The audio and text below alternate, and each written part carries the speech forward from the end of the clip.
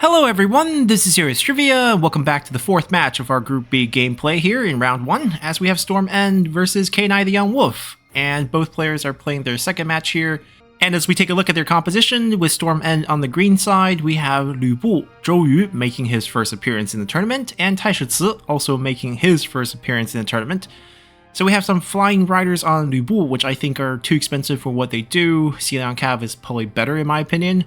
And then Zhou Yu is going with 2 crossbowmen and 2 repeating crossbowmen, which is very curious. There is a debuff on the suppressive fire, which is really good. The damage is not bad if they don't have armor.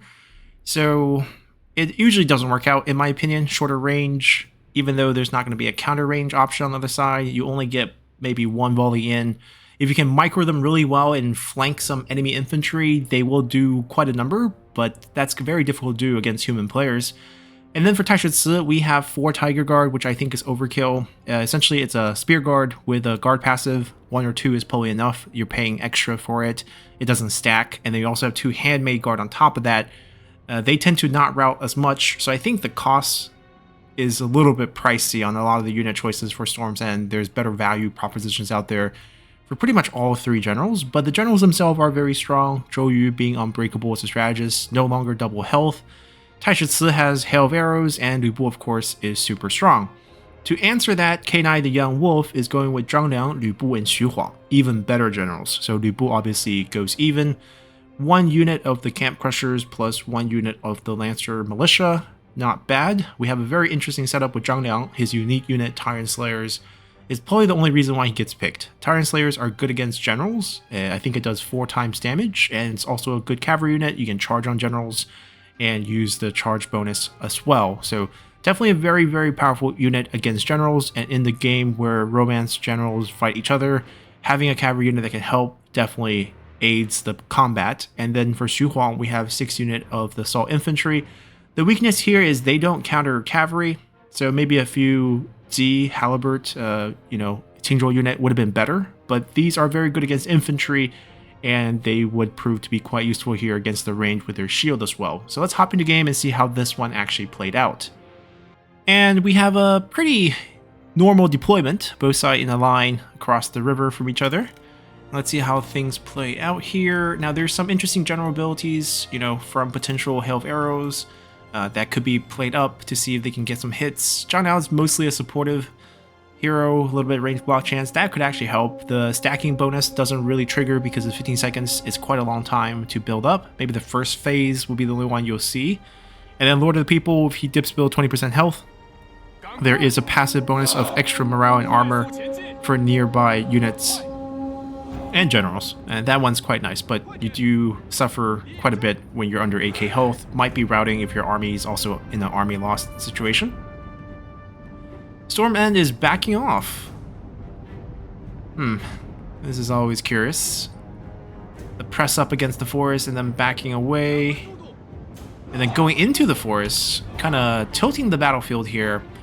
I'm not sure how that favors those range units, which really need some sight to shoot here.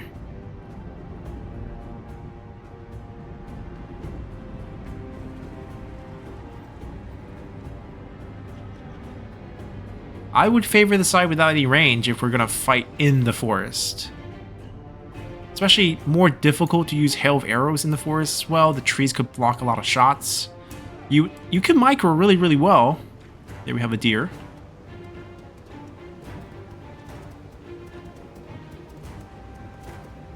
As the young buck seeks mate, misses the female doe just by a hair. Alright, we'll go back to the battle. They're going to position a little bit here. I don't agree with the choice of going into the forest here. Like I said, there's no range on the other side. You do have range. You kind of want to be in the open here.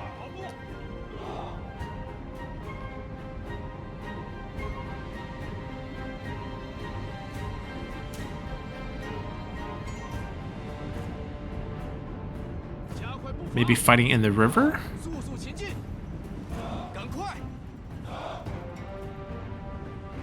Splitting Zhang Liang back.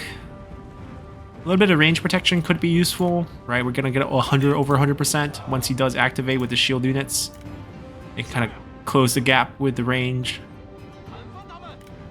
Cavalry's going in for a flank. Although I think the generals can be together and the cavalry can be alone. Because the cavalry is not really worried about much. They can fight generals if they do come over.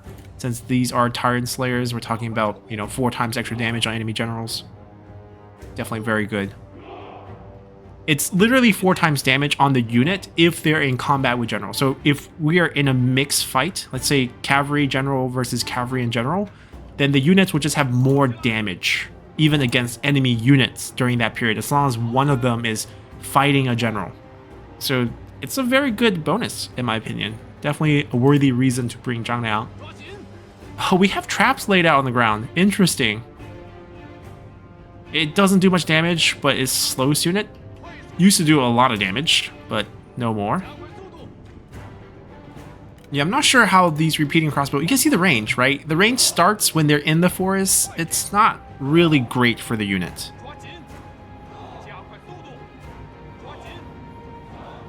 Looking for a shot.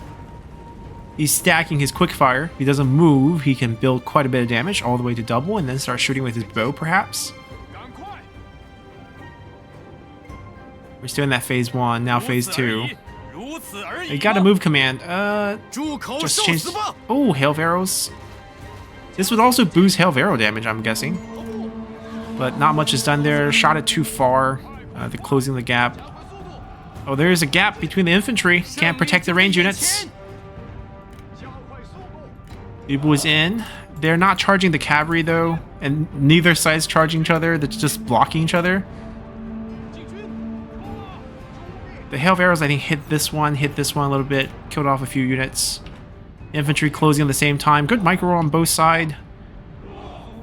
Having both sides of the army advance at the same time is exactly what you want. You basically occupy the range, close gap with your infantry, go in for the fight. The morale is kind of flickering. You got the debuff. Zhou Yu's trying to be useful here. The freeze by Lu Bu. Ignoring his own cavalry entirely here. They've been sent in to just try to kill the crossbow, and they're absolutely getting smashed because they didn't charge into the cavalry. The cavalry charged back into them. The general comes swing things. Crossbow, repeating crossbow, firing now. And these Tyrant Slayer are just getting murdered. The infantry flying line has collapsed.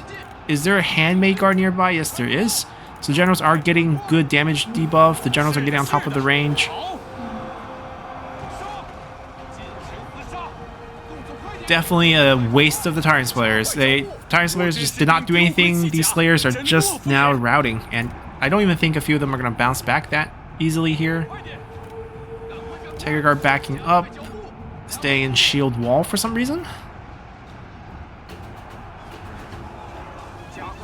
Dismounted generals to fight cavalry? Not sure about this. Ooh, friendly fire. Friendly fire. Trying to do a Hail of Arrow from really, really far, and I think it did more harm than good. I mean, did it shoot into the back of these Tinro? I don't think they shot into the back of the Tinro. He was aiming for the general. Kind of just killed a couple of the Tiger Guards. People trying to solo this. There is enough smash abilities. There's no Stifling Deluge on Zhou Yu, so he can't really stop anything. And now it's really to see if the Qingzhou units can carry the day and kill off these infantry. What are the generals doing? Is he shooting? Who is he shooting at? Was that a... I don't think he hit any of the generals. Nope. We missed the general fight. We saw the active of the... Zhang Liang's ability. They're chasing down the enemy Lu Bu who's running away, but Zhou Yu's kind of left here. They're not going for him, they're going for Tai Shi. Yeah, the problem with bringing the Qingzhou Assault Infantry is they're not great against cavalry. Yeah, these generals are not finding their target. I think one of the major problems is Doorman not committed to the fight by dismounting, kind of shifting over to help with the infantry.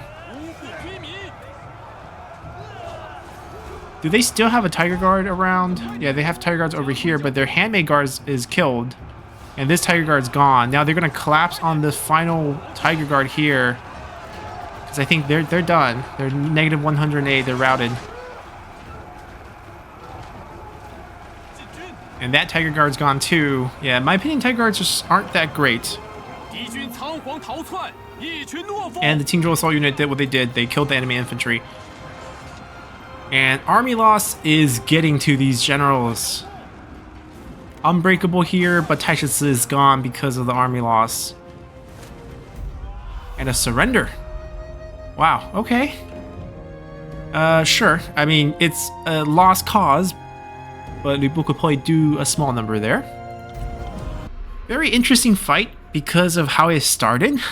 6 Tyrant Slayers entirely wasted. I think the send command to charge the enemy range units, a little bit costly to commit all 6 in a straight line. That's a micro mistake. You want to spread them out and charge them at different angles. If you get all 6 to charge one target, they come in a line, they collapse, and they got blocked. They got blocked by the enemy cavalry who charged them.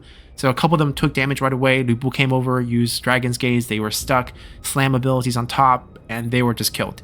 Which is super unfortunate because those units are not that cheap either. And despite the cavalry advantage and the great start, those range units were wiped. They didn't do much. And the infantry closed the gap at the same time. I think in that regard, K9 the Young Wolf played really well with the micro of 2 fronts at the same time. And the infantries are just better. Tiger Guards are not great. If you really want the guard passive, get 1. There are way better units to get. Spend the rest of the money on Protector of Heavens. They will hold the line so much better, and the value is there. So I think we talked about how Storm and Pili picked units that were not great values, and that kind of turned out to be the case. Despite a great start where you wiped out majority of the enemy cavalry, actually the entirety of enemy cavalry, the infantry side lost so bad, and the generals, Lu Bu didn't commit to the fight. No one dismounted, so they kind of ran away. They didn't lose any generals. The hail of arrows were not used great. And then after the infantry won out, you ran out of units, and army loss ticked in. Taisha routes, the 2 unbreakable generals, only thing left, along with a ton of Qingzhou units and the 3 enemy generals, and it was sort of over from that point on. So very good battle. K9 the Young Wolf proving to be a good newcomer as well. Very excited to see these comps, and he's playing very different comp. He went with the full Nenman for the first match, and this one completely different with Zhang Liang, Lu Bu, and Xu Huang. So very interesting to see what he does in the remaining 2 match in the day to come, and we'll see you guys then. Bye.